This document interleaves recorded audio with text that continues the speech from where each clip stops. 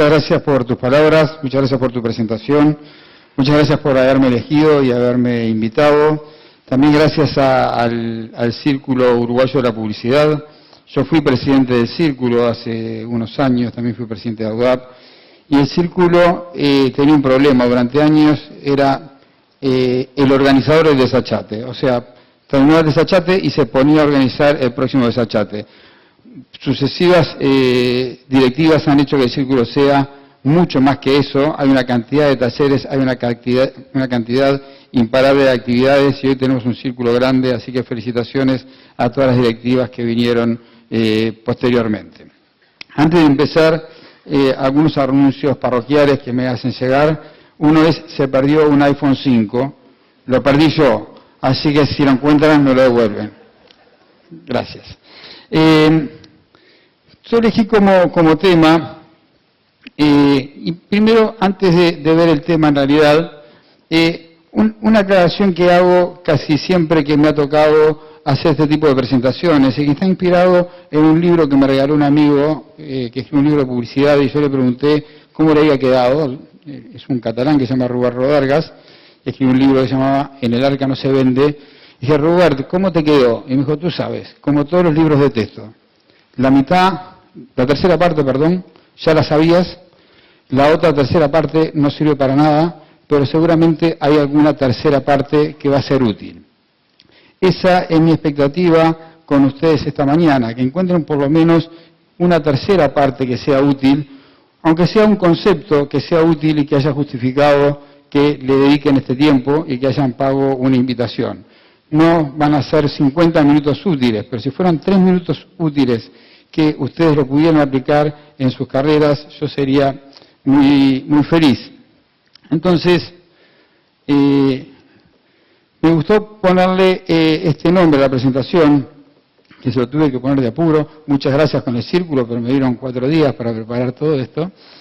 Y no sé si agradecí también a mis interfaces en estos 4 días, Ceci Drever y Pilar.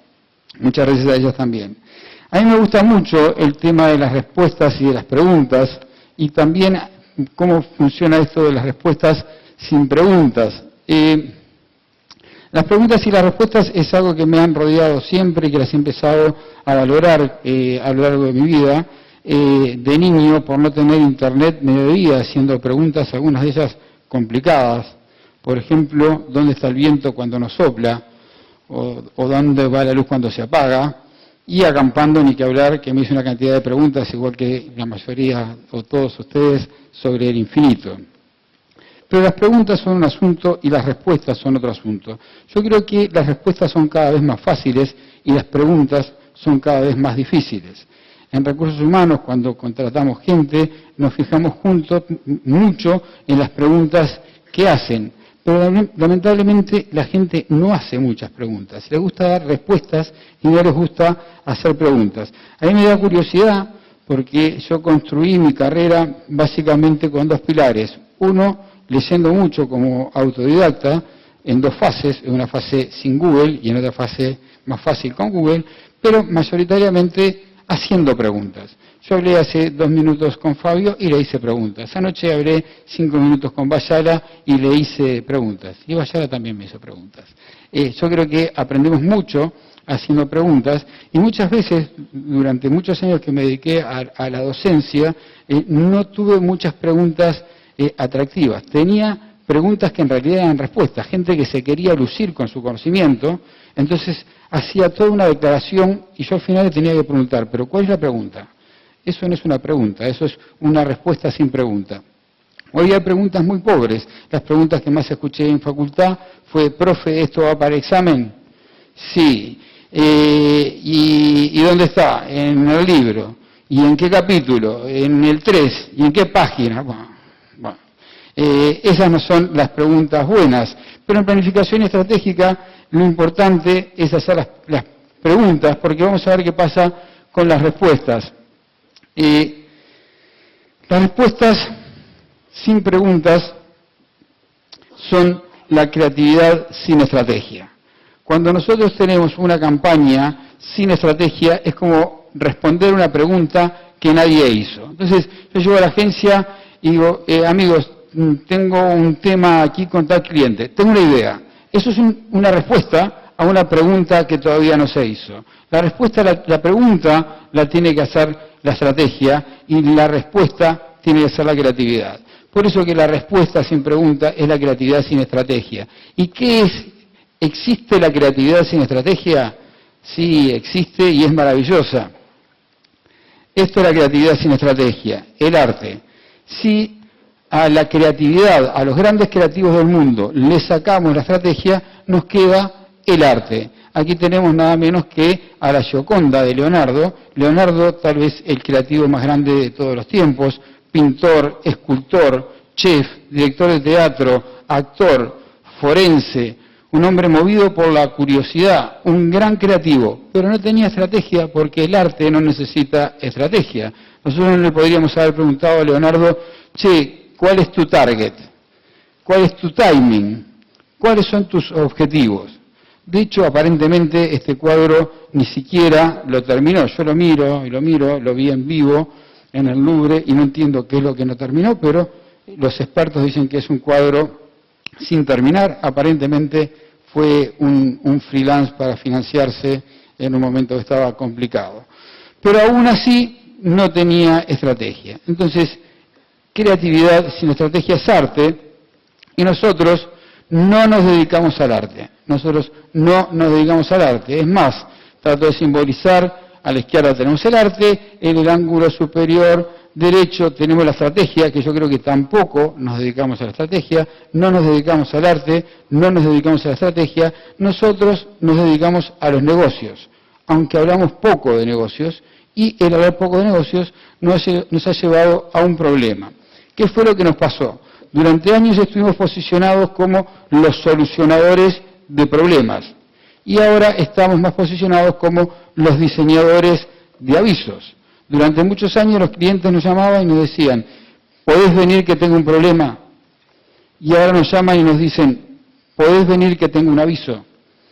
¿Y cómo fue que nos sucedió eso? ¿Qué fue lo que pasó?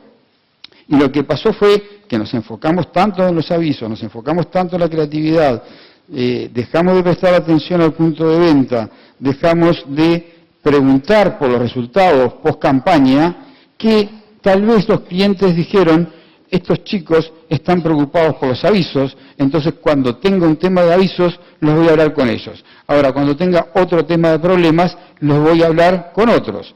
¿Y en dónde quedamos encasillados? En el peor de los lugares que tenemos que salir rápidamente. Somos los chicos de la agencia. Che, hay que hacer un folleto. Llama a los chicos de la agencia. Che, tenemos un problema serio. Uy, llamamos un consultor, armamos un comité. Bueno, ese lugar, nosotros tenemos gente capacitada para manejar los problemas complejos del marketing y hacer buenos equipos con nuestros clientes. Digo, tenemos que dedicarle más tiempo a eso.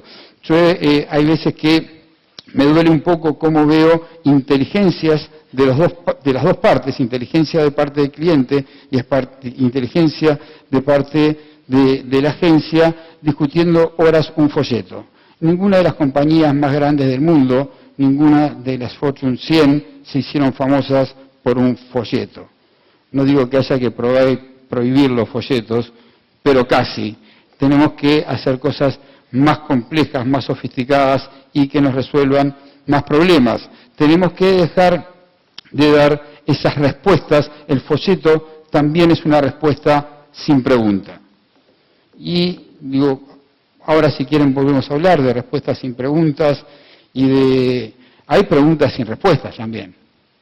A mí me gustaba jugar con las preguntas sin respuestas o con respuestas difíciles. Por ejemplo, ¿cómo se escribe 0 en números romanos? No lo sé.